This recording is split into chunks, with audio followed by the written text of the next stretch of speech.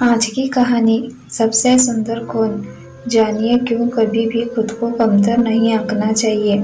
जीवन में ईश्वर ने जो किया है उसी में सबकी भलाई है, इसलिए ईश्वर का आभार व्यक्त करते हुए कभी भी खुद को कमजोर नहीं समझना चाहिए।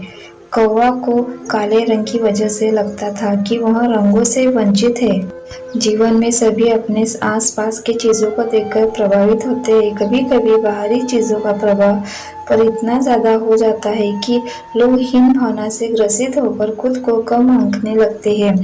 जीवन में ईश्वर ने जो किया है उसी में सबकी भलाई है, इसलिए ईश्वर का आभार व्यक्त करते हुए कभी भी खुद को कमजोर नहीं समझना चाहिए। आज इसी पर आधारित एक कहानी सबसे सुंदर कौन की कहानी का विस्तार वर्णन करेंगे। एक दिन कौवा अपनी शक्ल को देखकर सोचने लगा कि पंछियों में सबसे ज्यादा कुरूप मैं ही हूँ।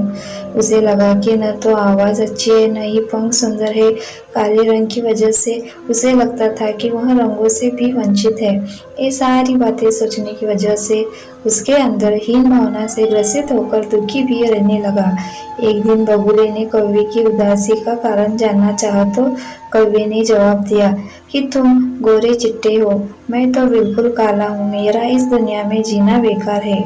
बगुले ने कौवे से कहा कि दोस्त मैं कहाँ सुंदर हूँ, तोते को देखो, हरे पंख और लाल चोंच, काश मेरे पास भी ये सब होता। बगुले की बात सुनकर कौवे को सुंदरता का जानने की इच्छा हुई। वह तोते के पास पहुंचकर बोला कि तुम इतने सुंदर हो, खुश तो तुम बहुत होते होंगे। जवाब में तोते ने कहा कि मैं खुश तो था, लेकिन मोर को देखकर दुखी हो गया क्योंकि वह मुझसे ज्यादा सुंदर होता है।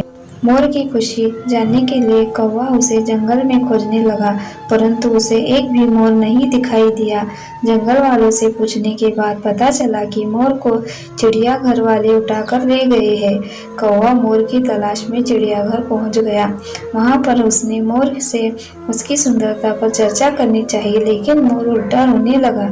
उसने कौवे से कहा कि ईश्वर का धन्यवाद करो जो तुम सुंदर नहीं हो, वरना पिंजरे में होते। कहानी की शिक्षा, कौवे को अपनी गलती का एहसास हुआ। उसे समझ आया कि ईश्वर की बनाई चीजों पर सवाल नहीं करना चाहिए।